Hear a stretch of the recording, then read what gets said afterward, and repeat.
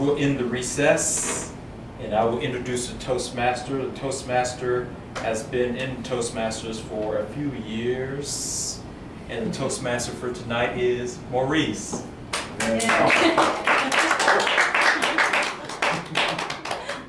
Okay, we'll go over the roles. First, we'll go over the grammarian role, and that's Gretchen, and she has the word of the day also. Do you want me to give the word of the day now? Yes, give Or the word of just- the day, and okay. then just give a brief, in a brief description of what the grammarian does. The grammarian provides a vocabulary word of the day and usually gives the word in an example sentence, and then everyone that goes to the lectern tries to utilize the word of the day and is counted, receives a point if they do so, which means nothing. So the word of the day, Bragging rights. according to Merriam-Webster, for today is mufti, which is ordinary dress as distinguished from that denoting an occupation or station, especially civilian clothes when worn by a person in the armed forces. So I should have said it's a noun. Thanks, M-U-F, as in Frank, T-I. And an example is an example of mufti is, I'm Chief Inspector Barnaby. Can I help you? Well, she eyed him doubtfully. May I ask you why you're in mufti? In what? Oh, he followed her stern gaze. I'm a detective, plainclothes. Mufti. So it's like camouflage uniform? No, it's just in ordinary clothes when they would typically wear a uniform or a costume. If they are not, they're in mufti. Like civilian clothes. I think people in the military use it. You're military. Yes. So it's a common term in military, right? No? Well, it's actually the first time I've heard that word. So they should be in uniform, but they are in regular clothes, so they are mufti. Right. Okay, got it. So we're not in mufti because this is our regular form of dress. It's not a negative term I or got it. anything. It's I got it. just, you know. You're not in uniform? Yes. Gotcha. Okay, our timer for tonight is John. Yes, what I'll be doing is keeping track of the time that people take up there at the lectern giving their speech. And I will signal them as soon as they reach different thresholds of their speech and time. Like, for example, the first speaker, they get a green at 5 minutes. They get an amber a minute later at 6 minutes. And then by red at 7 minutes is a signal for them to wrap it up. The general evaluator for tonight will be Diego. Hi everyone, I'm Diego. I'm the general evaluator. Not only is it important for people to step up to the plate and give a speech, it's also important for them to have the opportunity to hear feedback and learn what they're doing right, what they're doing really well, what we want to see you continue repeat, what kind of good behavior we want to see repeating in future speeches, and also we want to be sure to share with you some of the weaknesses that we see in your speech craft that we hope in the future you will learn to diminish or remove entirely. And so the general evaluator's purpose is to begin the evaluation period of our meeting. And one more thing, we need an evaluator for Heather. Because I'm second evaluator, I'll be evaluating Diego's speech. Yes, I can do that. Okay, all right. But is there, do you have a page? I think you're number 9, right? Competent communication. Yes. Okay. I have my book, and you can copy the evaluation criteria.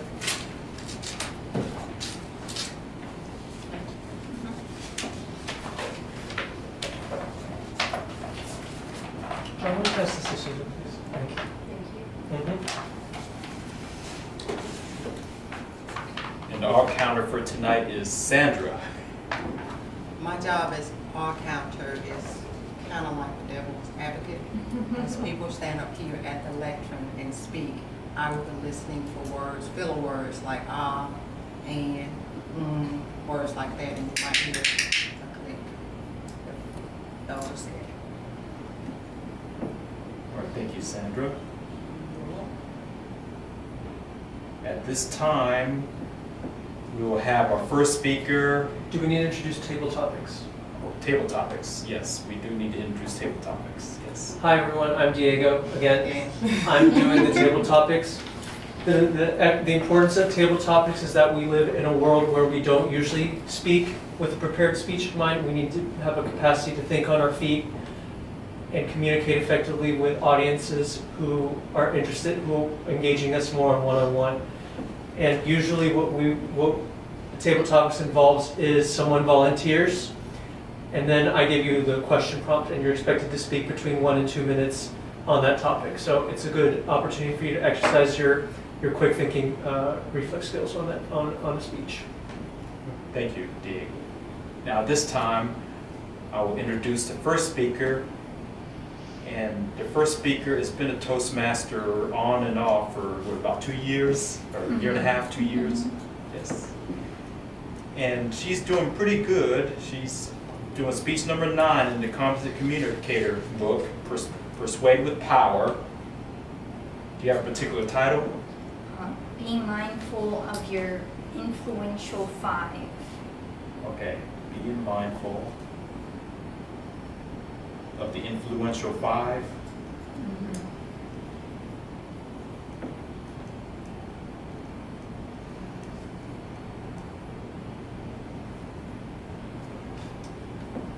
So without further ado, our first speaker for tonight is Heather.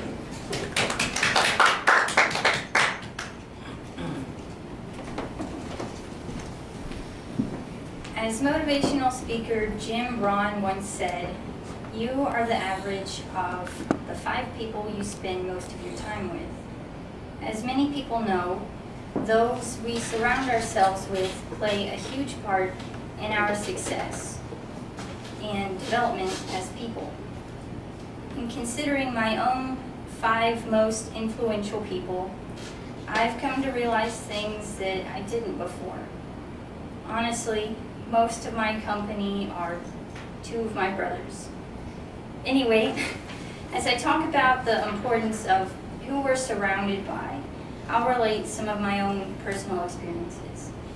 So, firstly, why should we be mindful of the people around us? After all, can't we be people that know who we are and be confident in ourselves, and isn't that good enough that we're secure with who we are?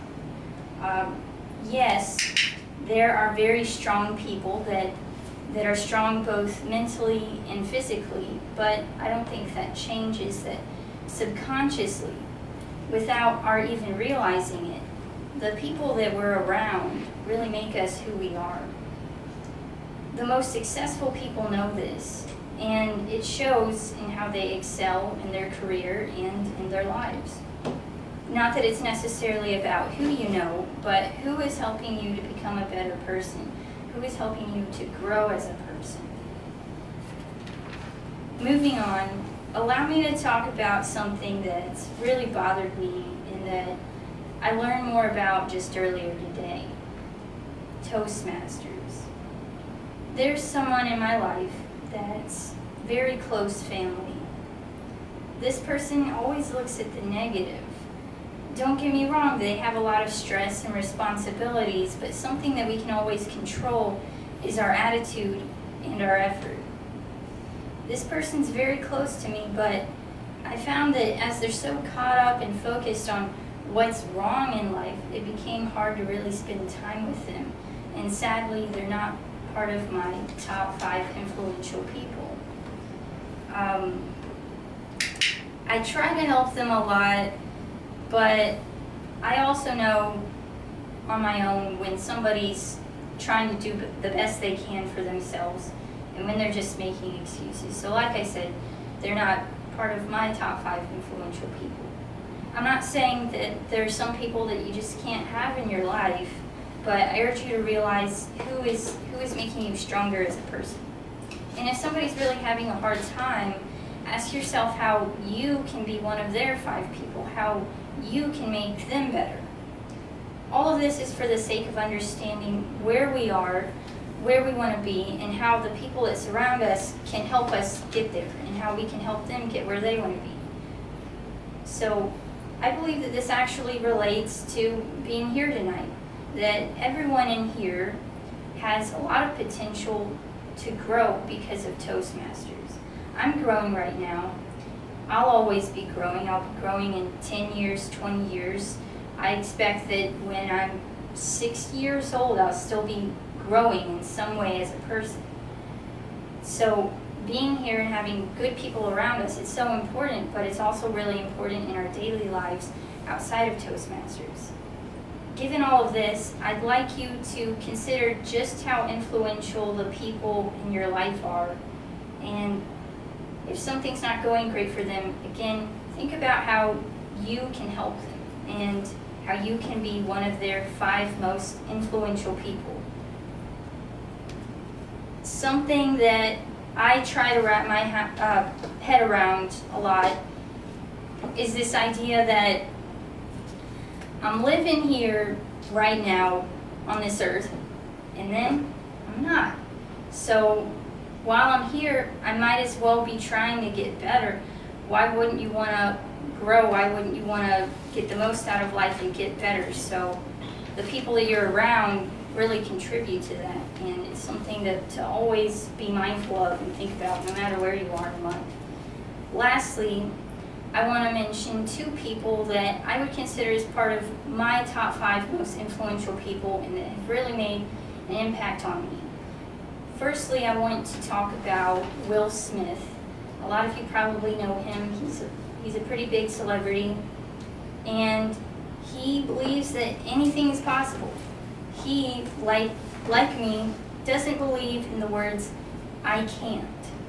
I kind of take it to an extreme. Like, if you said something like, "You can't break the laws of physics," I would say, "You can't yet, but you can find a way." And it sounds crazy, but like, think about the past when people said things like the Wright brothers, when they said, "I want to fly, I want to learn how people can fly and stuff," and people thought they were crazy, but now we have airplanes. So it's kind of like that sort of mindset. The second person that I want to mention is Bruce Lee, who was a really famous martial artist who was like pretty much unbeatable, and he was this amazing person that was really wise, but it wasn't because he had any special talent. It wasn't because he had better genes or a better brain or anything. It's because he really believed in himself and he focused in a positive way. So having people like that I've really grown to admire, it's made a big difference on who I am, and it's part of this idea that people really contribute to who you are. So I'd like to persuade you all to think about who you admire and how you can keep learning and growing because of them. Mr. Toastmaster.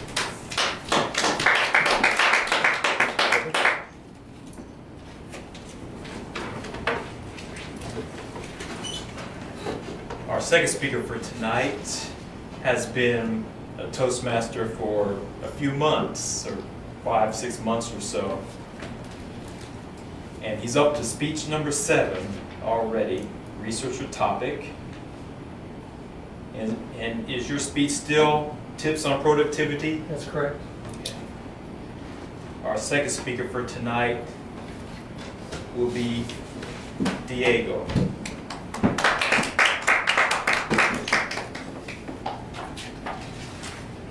You're my evaluator, right? Yes, Okay. yes, I'll hand it back to you if you're not done, Susan. My fellow Toastmasters and esteemed guests, we only have 24 hours in a day in order to accomplish the goals we have, the dreams we have, the responsibilities we have. And 8 of those hours are always dedicated to having a good, healthy sleeping routine, which means that we only have 16 hours every day in order to meet the tasks and responsibilities that come at home and at work. And the purpose of my speech today is to hopefully give you all some more tools on how to use your time efficiently, since we only have 16 hours a day. In reading Charles Duhigg's book, Faster, Better, Smarter, which is a more recent book that came out in 2016, if I remember correctly, he looks at many different productive people in his case study in order to build this book. And he notices a common pattern between these productive people. They all exercise a good habit called SMART goals, which stands for specific, measurable, achievable, realistic, and timeline-oriented goals. And each of those 5 adjectives of a goal, of a SMART goal, are very integral in letting someone set a goal and accomplish it really well. So the first letter, specific, means being as specific as you can with setting a goal. So rather than saying, oh, I'm gonna spend less money on coffee this week, a more specific goal is to say, I'm not going to spend $10 on coffee this week. Measurable means you have some number or metric that you can use to evaluate success or failure in accomplishing that goal. So going back to the coffee example, if you say, I'm not going to spend $10 on coffee for this week, then at the end of the week, you can look at the $10 that you have and say, did I save $10 or did I spend $10? And that helps you measure if you've been effective in meeting your goal or if you need to continue working on it. Achievable means in your current life conditions, do you really think it's feasible for you to pull off this goal? So for example, for someone like me, it would be unfeasible and unachievable for me to say, I'm never going to drink coffee again in my entire life. But what is more achievable is for me to say, I'm not going to spend $10 this week at Carpe Diem Coffee. Realistic means assessing the tools and resources at your disposal that you can use to increase the likelihood that you will accomplish a goal. So an unrealistic goal would just be to say, oh, I'm very confident no matter how much I crave coffee, I'm not going to spend it at Carpe Diem, and I'm going to save those $10. But a more realistic goal is saying, in order to make sure that any cravings I have when it comes to coffee throughout the week, I'm going to make sure that I have access to a coffee pot at work or in the morning before I head off to work. And finally, the most important adjective is timeline-based goals, because it's important for you to assign a timeline, a deadline for you to accomplish this goal. Again, if you were to just say, oh, I'm not going to drink coffee, I'm going to make sure that I don't drink coffee for an indefinite amount of time, then it's difficult for you to say, okay, when should I check back on if I'm meeting this goal or not? But if you say, again, I'm not going to have coffee, I'm going to spend $10 less on coffee for the week, now you have set a deadline to evaluate your goal at the end of the week. And as I mentioned before, when it comes to speeches, not only is it important to execute speeches, it's also important to get feedback on speeches. And the same thing exists with goals. Not only is it important for you to set goals, it's important for you to evaluate them to make sure if you're on track. Not only is it important for you to be aware of skills and techniques you can use to increase your productivity, it's also important for you to think about what kinds of things are holding you back from being productive and using your time in an efficient manner. And those things can really be boiled down to 2 things, 2 types of obstacles that are keeping you from being more productive and more efficient with your time. The first thing is there are many sources of procrastination thanks to the internet. For example, social media, Facebook, Twitter, Instagram, email, and computer games can all be really appealing things for you to think about and want to engage in when you have a daunting work responsibility in front of you. Charles also brings up in a previous book, The Power of Habit, that every habit, whether it's good or bad, is preceded by a cue or a feeling. So anxiety, boredom, can be huge factors for inspiring someone to engage in procrastination activities. The other thing to be aware of is that our environment really dictates a lot of our behavior. If you're working at home in the bedroom, the primary purpose of a bedroom is to sleep, not to work. If you're working in the kitchen, the primary purpose of a kitchen is to cook food, not to work. And so it's important for us to be aware of where we are choosing to work. If this environment that we are choosing to work in is inspiring time management skills and productivity or not. A university in Hawaii conducted a study with their students in order to increase their academic performances. Study participants were given a study lamp that was labeled study lamp. And all participants were told this lamp is only to be used for when you're studying late night. You're not to use it when you're looking for a remote to watch late night television or if you need to catch a midnight snack, things like that. Its only purpose is for studies.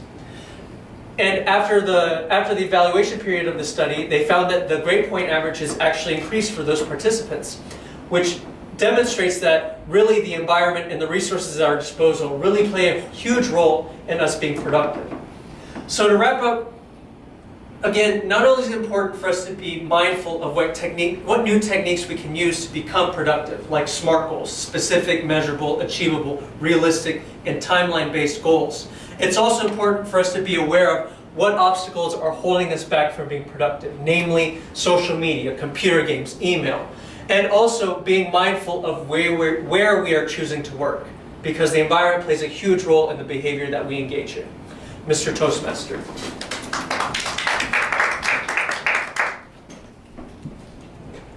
Thank you, Diego. At this time, we will go into our table topics. And our table topics master for tonight is Diego. Thanks, Maurice. My fellow guests and Toastmasters, I feel that tonight has been a theme of productivity and learning how to become a better you, whether it's in terms of surrounding yourself with a quote-unquote brain trust of people who are wiser, who are pushing you to be the best that you can be. And so I want to continue that kind of theme today with the table topics. So do we have a first volunteer? Sandra, you're up. Okay. What big bad habit do you want to break in the soup?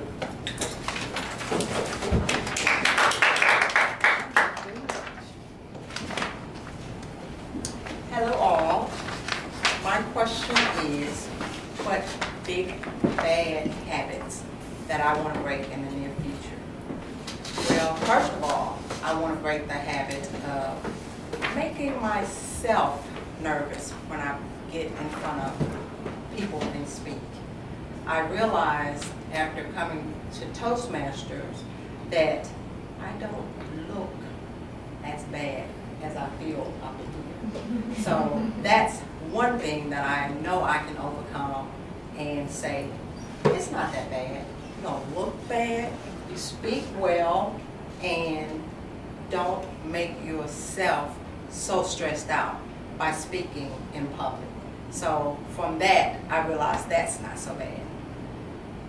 Other things that, I do have a lot of habits. Some not so good, some not so bad. But another habit that I would like to break is not being so accommodating for friends and loved ones. I'm sure we all probably have that habit because we feel obligated to do things for friends and especially loved ones. It's really hard to say no to family members, but I think that you have to have a cutoff point because at some point it began to become to where they are using you. And they are aware and you are the last ones to know it. Thank you guys. Thank you, Sandra. We're really thankful that you choose Hilltoppers Toastmasters to be the organization in which we can help break that bad habit of yours. Do we have a next volunteer? All right, Maurice. What good habit do you want to make sure that you always maintain in the future?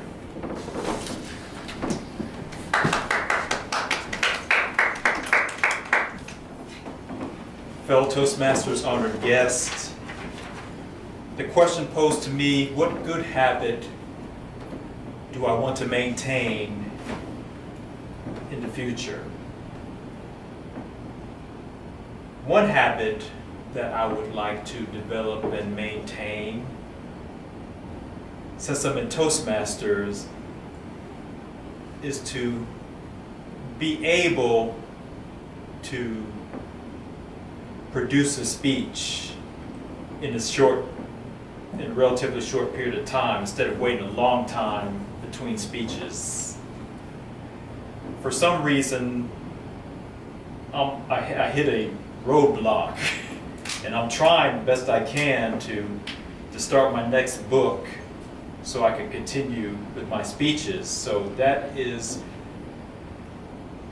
one habit I would like to develop, and to break whatever block I have mentally so I can go in the manual, find out what this manual is, what that speech project is about, and then be able to come up with a speech from that project.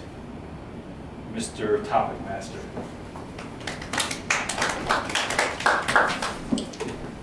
Thanks, Maurice. We're eagerly anticipating the next speech that you'll give, and we hope that you will be able to address those mental blocks that are holding you back. That'll be a good, bad habit for you to break. Do we have another volunteer? Thanks, Gretchen. So, what self-help here? Well, do we have time for more table topics? I don't want to take away from the agenda. At 7:21, so yeah, one or two more. Okay. Who wants to speak next? Do we have any guests in the audience that would like to speak? All right. Thanks, Susan. So how many hours, we talked a little bit about the dangers of online procrastination. So I want to hear about how many hours per week do you spend online, and how do you manage to keep that kind of behavior in check? To be honest, Thanks, Susan. Thank you so much. Honored guests, fellow Toastmasters, I've been asked to divulge how many hours per week I spend online. Not that I have put a stopwatch to it or a timer, but I would say recently I probably have been spending a little more time than I should. John and I have some grandchildren. We have a little grandson in Houston who is 4 months old, and we have 2 granddaughters in Santa Barbara, California. And the way that we keep up with those children and know them is social media, basically. Our daughter posts a lot of things online, little videos and pictures, of course. So I'm constantly looking at those more than once. And our little Harrison, his mom does not allow Facebook posts of his face. So we don't really get to do that. So she has been very good, our daughter-in-law has been very good about sending those things to us privately. But in addition to that, I'm sure that I have wasted more time than I ever should just looking at news stories or reading someone's post on Facebook or something like that. But I get very educated about people's lives. And as a social outlet, when I see these people that I maybe haven't seen in a long time, I run into them when I go visit in Houston, we're able to talk about all the things that we've both been doing.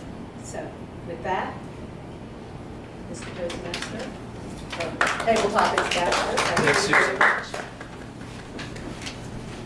Yeah, it's a very delicate dance when it comes to social media, is. like knowing the appeal of engaging with family, but then also all these other responsibilities are on my plate. So You're not the only one in that campaign.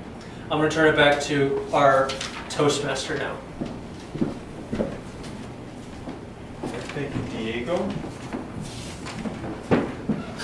At this time, we'll go into the general evaluation period, and our general evaluator for tonight is Diego. No applause, huh? Hello, everyone. Now I'm going to turn on my general evaluator hat. Like I mentioned at the beginning, it's important to execute speeches in Hilltoppers Toastmasters, but it's just as important to receive feedback on them.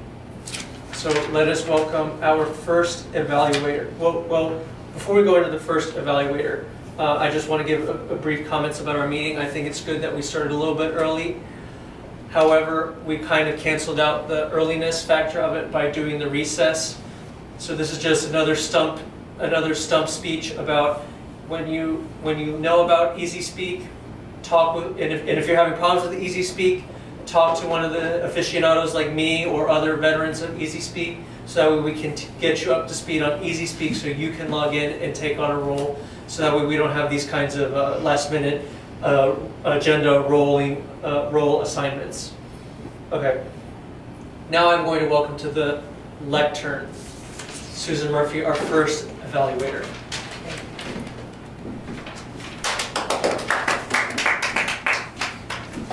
We're getting lax on that platform. Tonight I had the pleasure of evaluating Heather's speech, and I was very happy to be able to do that because I have not met Heather before tonight.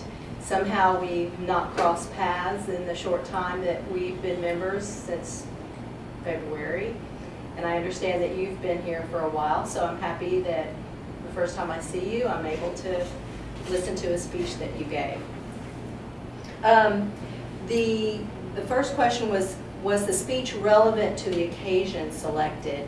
And I have a hard time with that particular question, but I think what it means is the topic of your, or the category of your speech was to persuade to action. Was that your category?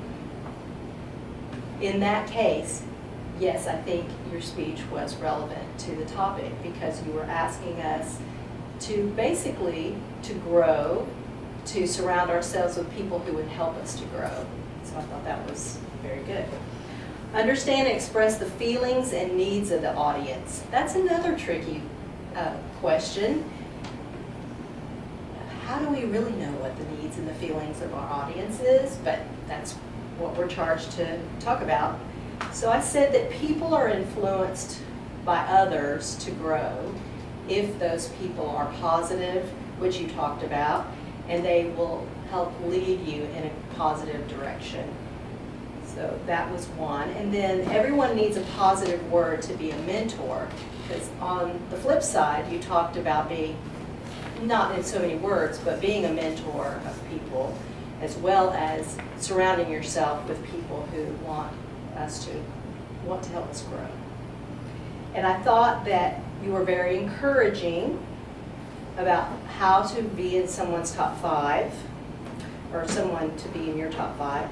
How can you be a most influential person of a top 5 person? So in that way, you were positive, and you seemed very confident. You didn't seem nervous. Or I do think possibly because this lectern is so tall, you might step to the side a little bit and let us see your hand movements. So because you did have some, but I just couldn't see them. Did you use stories, anecdotes, or quotes?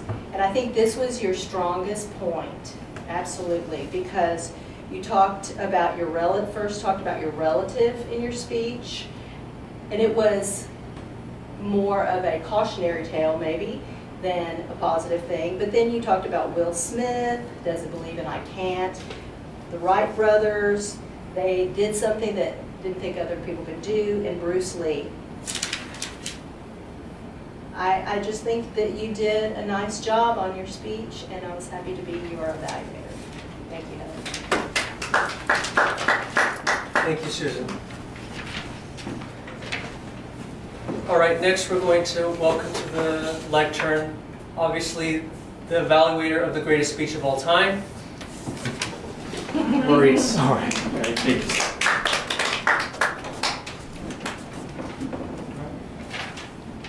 Fellow Toastmasters, honored guest, I had the privilege to evaluate Diego's speech entitled Tips on Productivity. And I'm just going to read through the evaluation guide for research your topic.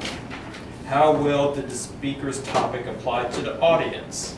Very well. The speaker demonstrated a different way to set a goal, which can be used by the audience members, which is the SMART method.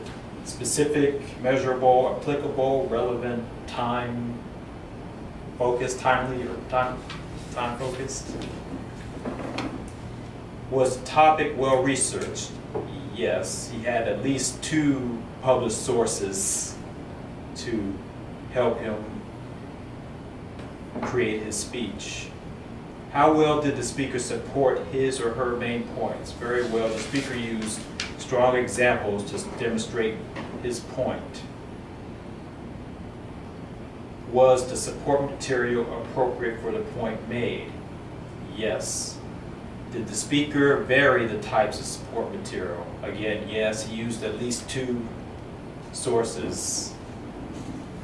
How clear was the speaker's purpose? His purpose was very clear. He demonstrated through the SMART method how to set a goal and to achieve a goal. Was the speech effectively organized? Yes. Did the speaker take advantage of body language and vocal variety? Yes, he did, and he didn't stick to the back of the lectern. He went from the left and to the right, and then his voice, he used different tones of voice to demonstrate his point. What could the speaker have done differently to improve the speech? I had no particular points to add to that. And what did you like about the speech? He demonstrated the SMART method of setting and achieving goals. So that is my evaluation of Diego's speech. Mr. General Evaluator. Thank you, Maurice. Now we're going to transition into the other evaluation portions of our meeting. Sandra, would you please give us the report on the ah counters? Yes. Heather had 1 anyway and 4 ahs and a few ands that I wasn't sure where they fit in. Diego had 1 ah. As table topic, you had 1 like. Am I to do those? Yeah, go ahead. As table topic, you had 1 like, and as general evaluator, you had a so, a well, and 2 ahs. I didn't listen to my own speech. I listened, but I didn't That's okay. do the ah count for myself. Maurice had no ah moments. Gretchen had 2 ahs and 1 and so. Susan had an ah and a couple of so's, and as first evaluator, you had an and 5 ahs and 1 or. Thank you. Thanks, Sandra.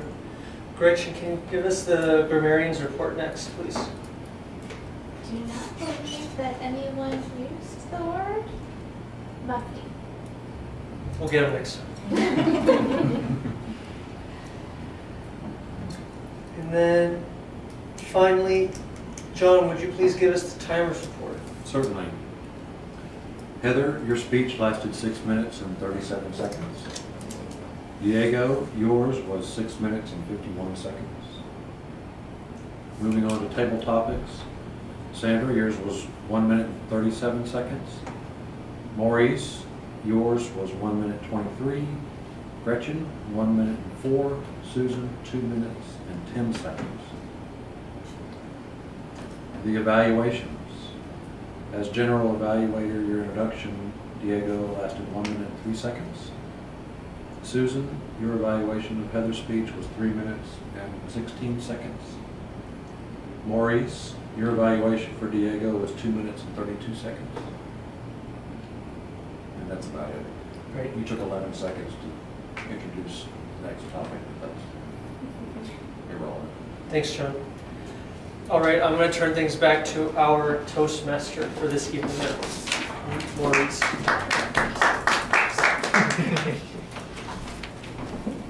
All right, thank you.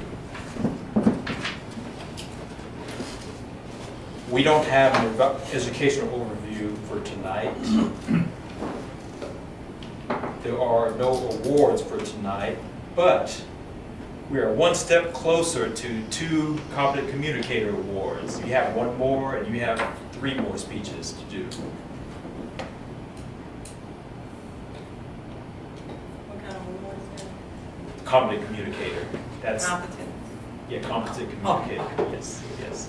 That is completing the first 10 speeches. Yes. And it's just bronze, is that right? Is it like bronze, silver, and gold, or is it just there's no medal assigned with that? No medal. Well, for the competent communicator, you will get a medal directly from Toastmasters. Okay. I noticed for bronze, you don't get it. You have to buy it if you want it. I see. Okay. And I think and all the rest of them, I did not get a medal for competent leader, but it cost $8 on Toastmasters each medal. I think the only one I got for free was the competent communicator, and I'm pretty sure you'll get that for free. Cool. Can you repeat who were the 2? Well, Diego was one, and are you the other competent communicator? Well, I do have it, but she's 1 speech away from it. Oh, Heather is? Yeah, Heather's Oh, 1 okay. speech away. It's me, Yes. it's me, Heather.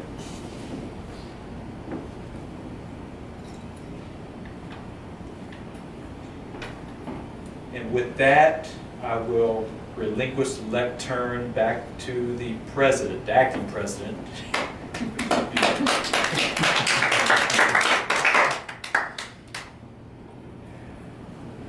And we don't have the vice president of education with us tonight, so I think he might have preset next week's roles. I don't know about the week after, but he'll get to that, or someone will get to that. So would anyone like to do a speech next week? I've signed up. Okay, you signed up for a speech, okay. All right, that's great. And with that, I don't think there's anything else. It's 7:37 right now, and we'll just adjourn the meeting.